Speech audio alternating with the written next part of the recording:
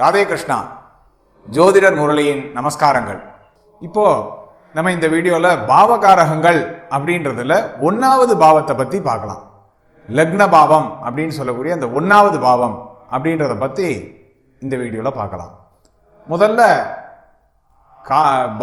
பாவங்களில் பிரதான பாவம் எது அப்படின்னு பார்த்தீங்கன்னா 1வது பாவம். அதாவது எல்லா பாவங்களும் 12 பாவங்களுக்கும் தலைமை பாவம் எது அப்படின்னு சொல்லி பார்த்தோம்னா இந்த லக்ன பாவம்னு சொல்லக்கூடிய 1வது பாவம். ஏன் அப்படி சொல்றோம்னா ஒரு ஜாதகரை குறிக்கக்கூடியது ஒரு பாவமானது. அந்த 1வது பாவம் லக்னம் என்ற பாவமானது ஒரு ஜாதகரை குறிக்கக்கூடியது. லக்ன புள்ளி விழுந்த உடனே அந்த பாவ முனையானது ஆரம்பமாகிறதுன்னு சொல்லி பார்த்துருந்தோம் இல்லையா? அந்த மாதிரி இந்த பாவ முனை ஆரம்பிக்கும் போது ஏற்படக்கூடிய அந்த பாவங்கள் அதுதான் லக்ன பாவம். ஒரு ஜாதகரை பற்றி சொல்லக்கூடிய முதன்மையான பாவம் அப்படின்னு சொல்கிறோம். அதுதான் இந்த பிரதான பாவம் அப்படின்றது. இந்த லக்ன பாவமானது 1வது பாவம். இப்போ நம்மளை எடுத்துக்கோங்களேன். நம்ம உடல் உறுப்புகளில் அனைத்து உறுப்புகளையும் கண்ட்ரோலில் வச்சுக்கிறது எது அப்படின்னு பார்த்தீங்கன்னா நம்ம மூளையானது. நம்ம மூளையோட கண்ட்ரோலில் தான் எல்லா உறுப்புகளும் செயல்படுகிறது இல்லையா? அதுபோல இந்த 12 பாவங்களையும் தன் பிடியில் வைத்திருக்கக்கூடியது எது அப்படின்னா கண்ட்ரோலில் வச்சிருக்கக்கூடியது எதுனா இந்த 1வது பாவம். இந்த 12 பாவங்களுடைய காரகங்களும் இந்த 1வது பாவத்தில் அடங்கும். இப்போ உடல் உறுப்புகளில் மூளை போல அப்படின்னு சொல்லி இந்த லக்ன பாவத்தை பார்த்தோம். அப்போ லக்ன பாவமானது மற்ற 11 பாவங்களுக்கும் தலைமையானது அப்படின்னு எடுத்துக்கலாம். அதாவது மற்ற 11 பாவங்களையும் தன்னுள் அடக்கி வைத்து கண்ட்ரோல் பண்ணக்கூடியது அப்படின்னு எடுத்துக்கலாம். எல்லா பாவங்களுக்கும் பிரதான பாவம் அப்படின்னு எது பார்த்தீங்கன்னா இந்த லக்ன பாவம். அப்போ லக்ன பாவமானது ஒருவரின் தலை மூளை இது சம்பந்தமான விஷயங்கள் அனைத்தையும் இந்த லக்ன பாவத்தை கொண்டே முடிவு செய்ய வேண்டும் அப்படின்னு எடுத்துக்கணும். ஒரு ஜாதகரை பற்றி சொல்லக்கூடியது அப்படின்றதுனால ஒருவரின் செயல்திறன், ஒருவரின் ஆளுமை திறன், ஒருவரின் திறமைகளை பற்றி சொல்லக்கூடியது இந்த லக்ன பாவம். ஒருவர் தனித்தன்மை வாய்ந்தவரா இல்லை அப்படின்றத பார்க்கறது எதுன்னா இந்த லக்ன பாவம். ஒருவருடைய தனித்தன்மை பற்றி சொல்லக்கூடியது. அதாவது ஒரு சில பேருக்கு ஒரு விதமான இது இருக்கும். ஒருத்தரோட இப்போ ஒரு டிசைன்ஸ் எடுத்துக்கோங்களேன். ஒருத்தர் டிசைன் பண்ணுற மாதிரி இன்னொருத்தர் பண்ண மாட்டார். அவருக்குன்னு ஒரு தனியாக டிஃப்ரெண்ட்டாக ஒரு ஸ்டைல்ஸ் இருக்கும். அந்த மாதிரி தனித்தன்மை வாய்ந்தது.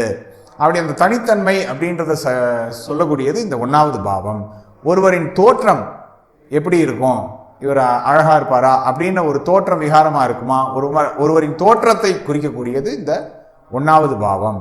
அப்போ உடல் ஆரோக்கியம், உடல் அப்படின்னு சொல்லி பார்த்தோம். உடல் ஆரோக்கியத்தை குறிப்பது இந்த 1வது பாவம். இந்த லக்ன பாவத்தில் ஒருவருடைய உடலோட ஆரோக்கியம் எப்படி இருக்கும், இந்த லக்ன பாவம் நல்லா இருக்கு அப்படின்னா ஒருவருக்கு ஆரோக்கியம் நல்லா இருக்கும். இந்த லக்ன பாவம் கெட்டு போயிருக்கு அப்படின்னா ஆரோக்கியம் குன்றி இருக்கும் அப்படின்னு எடுத்துக்கணும். ஒருவரின் நோய் எதிர்ப்பு சக்தியை குறிக்கக்கூடியது இந்த லக்ன பாவம். நோய் எதிர்ப்பு சக்தி, ஆரோக்கியம்னா நோய் எதிர்ப்பு சக்தி இருந்தால் தான் ஆரோக்கியமாக இருக்க முடியும். அப்போ நோய் எதிர்ப்பு சக்தியை குறிக்கக்கூடியது இந்த 1வது பாவம் அப்படின்னு எடுத்துக்கிறோம். அதே மாதிரி தனித்திறமை, செயல்திறன் அதெல்லாம் பார்த்துட்டோம். ஒருவருடைய கௌரவம், ஒரு பிரஸ்டீஜா ஒரு இடத்துல இருக்காருன்னா ஒருவருடைய கௌரவத்தை குறிக்கக்கூடியது இந்த 1வது பாவம். ஒரு அறிவாளியா, ஒரு அறிவு சார்ந்த, அதாவது சுய அறிவு உள்ளவரா, இல்லை மற்றவரோட புத்திமதியில செயல்படுவாரா அப்படின்றதெல்லாம் இந்த 1வது பாவமானது குறிக்கிறது. இப்போ ஒரு ஸ்லைடு ஒன்று போஸ்ட் பண்ணுறேன், அதை பாருங்கள். ஒரு பாவத்தோட பலனை நம்ம எப்படி சொல்கிறோம் அப்படின்னா அது நின்ற நட்சத்திர உபநட்சத்திரங்கள் வழியாக தொடர்பு பெற்ற அந்த தொடர்பை வைத்து தான் நம்ம பலன் சொல்கிறோம் இல்லையா? ஒரு பாவம் நல்லா இருக்குது நல்லா இல்லை அப்படின்றத அதை வச்சு தான் நம்ம நிர்ணயம் பண்ணுறோம். அப்படிங்கும்போது நம்ம ஏற்கனவே பார்த்தோம், இந்த மாதிரி அகத்துக்கு புறம் என்பது பாதகமானது, அகத்துக்கு புறம்ன்றது முரண்பாடானது இல்லையா? அப்போ அகம் சார்ந்த பாவங்களுக்கு புறம் சார்ந்த பாவங்கள் அதாவது பாதகமான பாவங்கள். அப்போது எல்லா பாவங்களுமே பாதகமா அப்படின்னா அப்படி கிடையாது. அதுதான் இப்போ நம்ம 12 பாவங்களையும் ஒரு செட்டாக பிரிச்சிருக்கோம். அப்போ இந்த புறம் சார்ந்த பாவங்களில் எல்லாமே அகத்துக்கு பாதகமாக இருக்குமா அப்படின்னா அப்படி கிடையாது. அதையும் ஒரு இந்த மாதிரி கேட்டகரியில் பிரிச்சிருக்கோம். இப்போ அதை தான் இந்த தொடர்பு அப்படின்னு கீழே போட்டிருக்கேன் பார்த்தீங்களா. அதில் பார்த்தீங்கன்னா 1, 3, 7, 11 இது பியூர் அகம் சார்ந்த பாவங்கள்.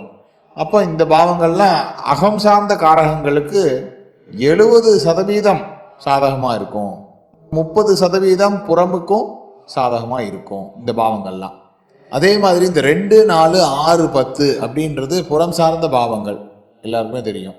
அப்போ அதில் புறம் சார்ந்த காரகங்களுக்கு 70%, அகம் சார்ந்த காரகங்களுக்கு 30% இருக்குது அப்படின்னு புரிஞ்சுக்கணும். இப்போ இது எல்லாமே அகம் சார்ந்த காரகங்களுக்கு பாதகமாக இருக்காது, எல்லாத்துலேயுமே அகம் புறம் கலந்து இருக்கும்னு சொல்லி படிச்சிருக்கோம். அப்போது இந்த 2, 4, 6, 10 அப்படின்ற பாவங்களில் 70% புறத்துக்கு சாதகமானது, அப்போ 30% அகத்துக்கு சாதகமானது அப்படின்னு எடுத்துக்கணும். இப்போ இந்த 5, 9 அப்படின்றது பியூர் அகம் சார்ந்த பாவம். அப்படிங்கும்போது இது பியூராக அகத்துக்கு 100%. ஏன்னா இது அதோட ஃபேமிலியோட வச்சுருக்கு. 1 இந்த லக்னம் அப்படின்ற ஒரு ஃபேமிலி 1, 5, 9 அப்படின்னு திரிகோண பாவம், 1ஐ போல 5, 5ஐ போல 9 அப்படின்றதுனால இது பியூர் அகத்துக்கு மட்டுமே சாதகமாக இருக்கும் அப்படின்னு புரிஞ்சுக்கணும். இந்த 5, 9ல் அகம் சார்ந்த பாவங்களுக்கு 100% வலிமை வாய்ந்தது. அதே மாதிரி புறம் சார்ந்த பாவங்களுக்கு வலிமை இல்லை, 0 அப்படின்னு சொல்லி போட்டிருக்கேன், அப்படி புரிஞ்சுக்கணும். அதே மாதிரி இந்த 8, 12 பாவங்கள் ரெண்டுக்குமே முரண்பாடானது. அகம் சார்ந்த காரகங்களாக இருந்தாலும் சரி, புறம் சார்ந்த காரகங்களாக இருந்தாலும் சரி, இந்த 8, 12 டச் ஆச்சுன்னா ஒன்றுமே வாய்ப்பே கிடையாது, 0 தான் அப்படின்றது புரிஞ்சு. இதை வச்சு தான் நம்ம ஒரு இப்போ உதாரணத்துக்கு பார்த்தீங்கன்னா, இப்போ ஆரோக்கியம் அப்படின்னு எடுத்துக்கோங்க. இந்த ஆரோக்கியம் அப்படின்றது எப்படி இருக்கணும், உடல் ஆரோக்கியம் நல்லா இருக்கா நல்லா இல்லையான்னா, அந்த உடல் ஆரோக்கியமானது 5, 9 1வது பாவமானது 5, 9ஐ தொடர்புட்டால் சூப்பராக இருக்கும், அவங்களுக்கு ஒரு நோய் நொடி இருக்காது அப்படின்றத எடுத்துக்கணும். அதே மாதிரி 1வது பாவமானது 2, 4, 6, 10 தொடர்பு பெற்றால் இந்த உடல் ஆரோக்கியமானது சற்று குறைவாக உள்ளது அப்படின்னு எடுத்துக்கணும். ஏன்னா 2, 4, 6, 10ன்றது புறம் சார்ந்த பாவம் இல்லையா. அப்போ இந்த அகம் சார்ந்த உடல் ஆரோக்கியம் அப்படின்றதுக்கு முரண்பாடாக இருக்குது, ஆரோக்கியம் இல்லாத தன்மையை குறிக்கும். அப்போ உடல் ஆரோக்கியம் ஓரளவுக்கு இருக்கும் அப்படின்னு எடுத்துக்கணும். 2, 4, 6, 10 அப்படின்றதெல்லாம் 1வது பாவம் தொடர்பு பெற்றால் ஹாஸ்பிட்டலைஸ்டாக போயிட்டு வர்றதுக்கு செலவு பண்ணுறதுக்கெல்லாம் இருப்பாங்க, ஹாஸ்பிட்டலுக்கு செலவு பண்ணக்கூடிய அளவில் தான் இருப்பாங்க, கொஞ்சம் நோய் நொடிகள் இருக்கிற மாதிரி இருக்கும் அப்படின்னு எடுத்துக்கணும். அந்த மாதிரி ஒவ்வொரு பாவத்தையும் அதோட தொடர்பு வச்சு நம்ம எவ்வளவு அகத்துக்கு சாதகமாக இருக்கும் பாதகமாக இருக்கும்ன்றதை நிர்ணயம் பண்ணிக்கலாம். அதே மாதிரி இப்போ எதையும் அனுபவிக்கும் யோகம் அப்படின்றது இந்த 1ஆம் பாவ காரகம். அப்படின்னா ஒரு உதாரணம் பார்த்தீங்கன்னு வச்சுக்கோங்களேன். இப்போ ஒருத்தர் நல்ல பெரிய மாளிகை கட்டியிருக்காரு, வீடு கட்டியிருக்காரு. ஆனால் ஒரு வேலையின் சூழ்நிலை காரணமாக அவருக்கு டிரான்ஸ்ஃபரோ ஏதோ வந்துடுச்சு, மாற்றிட்டாங்க இடத்த. அந்த வீட்டில் அவருக்கு வாழ்ந்து அனுபவிக்கணும் அப்படின்னு ஒரு ஆசை இருக்குன்னு வச்சுக்கோங்க. இந்த வேலையின் காரணம், வேலை நிமித்தமாக வேறு ஊருக்கு டிரான்ஸ்ஃபர் பண்ணிட்டாங்கன்னா அதை அனுபவிக்க முடியுதா? இல்லை. இருந்தும் பிரயோஜனம் இல்லை இல்லையா, இருந்தும் அனுபவிக்க முடியாத சூழ்நிலை. அதை வாடகைக்கு விட்டுட்டு அதில் வர காசை வச்சு லோன் கட்டி அந்த வீட்டிலே தங்க முடியாமல் அனுபவிக்க முடியாமல் வேற ஒரு ஊரில் போய் வாடகைக்கு இருப்பார். இந்த மாதிரி எதையும் அனுபவிக்கக்கூடிய யோகம் அப்படின்றது இந்த அகம் சார்ந்த காரகம். அகம் சார்ந்த பாவத்தை தொடர்பு கொள்ளும் போது இந்த யோகமானது கிடைக்கும். அதாவது இது ஒரு விஷயத்துக்கு நான் சொல்கிறேன், அது மாதிரி எல்லா விஷயத்துக்கும் ஒரு சந்தோஷம், மகிழ்ச்சி, உணவு எதுவாக இருக்கட்டும், எல்லாத்தையும் ஜாதகர் அப்படின்றவர் அனுபவிக்கணும் அப்படின்னு இருக்கிறதுனா அது அகம் சார்ந்த காரகத்தை தொடர்பு, அகம் சார்ந்த பாவத்தை தொடர்பு கொண்டால் மட்டுமே அது முடியும். அதே மாதிரி உடல் உறுப்புகளில் தலை, மூளை அப்படின்னு சொல்லி நெற்றி இதெல்லாம் பார்த்தோம். இந்த உடல் உறுப்புகளை வச்சு அது சம்பந்தமான என்னென்ன விஷயங்கள் வருதோ, இப்போ ஒருத்தருக்கு தலைவலி வருமா, உடல் உறுப்புல தலை மூளையை குறிக்கிறது இந்த 1ஆம் பாவம். அப்போ தலைவலி வருமா அப்படின்னா ஒற்றைப்படை தொடர்பாக இருந்ததுன்னா அவருக்கு தலைவலியே வராது. 1வது பாவம் இரட்டைப்படை தொடர்பாக இருந்ததுன்னா அவருக்கு தலைவலி வரும் அப்படின்னு எடுத்துக்கணும். தலை சம்பந்தமாக, மூளை சம்பந்தமாக பிரச்சனை ஏதாவது வருமா அப்படின்னா இந்த மாதிரி தொடர்புகளை பார்த்து நம்ம தெரிஞ்சுக்கணும். அப்புறமா சுயமுயற்சி, சுயமரியாதை, சுய அறிவு, பெருந்தன்மை இதெல்லாம் பார்த்தோம். இதெல்லாம் பியூர் அகம் சார்ந்த காரகம். இதெல்லாம் ஒரு ஜாதகரை குறிக்கக்கூடிய காரகங்கள். இது இந்த 1வது பாவமானது அகம் சார்ந்த தொடர்பாக இருந்தால் இதெல்லாம் சூப்பராக இருக்கும். சுயமரியாதைன்றது அவர் சொந்த ஒருத்தர் எப்படி இந்த சமூகத்தில் மரியாதையாக இருப்பார் அப்படின்றத குறிக்கக்கூடியது இல்லையா? அதெல்லாம் இந்த அகம் சார்ந்த தொடர்பாக இருந்ததுன்னா நல்லா இருக்கும். அதே மாதிரி ஒருவர் பணத்தை இழந்து கௌரவத்தை பெறுதல் அப்படின்றது இந்த அகம் சார்ந்த காரகம். 1வது பாவமானது அகம் சார்ந்த தொடர்பாக இருந்ததுன்னா பணத்தை பெருசாக மதிக்க மாட்டாங்க. கௌரவமா பணமா, மரியாதையா இல்லை பணமா அப்படிங்கும்போது பணத்தை தூக்கி போட்டுருவாங்க. கௌரவத்துக்கு ஃபர்ஸ்ட் ப்ரையாரிட்டி கொடுப்பாங்க. அந்த மாதிரி பணம் போனாலும் போட்டு நம்ம கௌரவம் போகக்கூடாது அப்படின்னு இருக்கக்கூடியவங்க. அப்போது பணத்தை இழந்து கௌரவத்தை பெறுதல் அப்படின்றது இந்த 1வது பாவ காரகம். இந்த ஆரோக்கியம்ன்றது இப்போ தான் பார்த்தோம். 1வது பாவம் ஒற்றைப்படை பாவத்தை தொடர்பு கொண்டால் ஆரோக்கியம் நன்னா இருக்கும். அப்போ ஆரோக்கியம்ங்கும் போது நோய் எதிர்ப்பு சக்தி, உடலில் இருக்கக்கூடிய நோய் எதிர்ப்பு சக்திக்கும் அந்த 1வது பாவம் தான். அதை தான் பார்க்கணும். ஒருத்தருக்கு 1வது பாவம் கெட்டு போயிருக்கு அப்படின்னா இப்போ எல்லாருக்கும் தெரிஞ்சிருக்கும் கெட்டு போகிறது அப்படின்னா எது அப்படின்னா 8, 12 தொடர்பு கொண்டாலே கெட்டு போனது. ஒரு பாவமானது 8, 12 தொடர்பு கொண்டால் அந்த பாவம் கெட்டு விட்டது அப்படின்னு எடுத்துக்கணும்.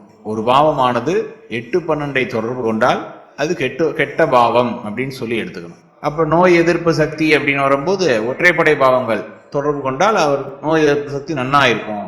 அப்போ நோய் எதிர்ப்பு சக்தி இருக்குன்னா ஆரோக்கியத்துக்கு என்ன குறைச்சல்? நல்லாவே இருப்பாங்க இல்லையா? அந்த மாதிரி எடுத்துக்கணும்.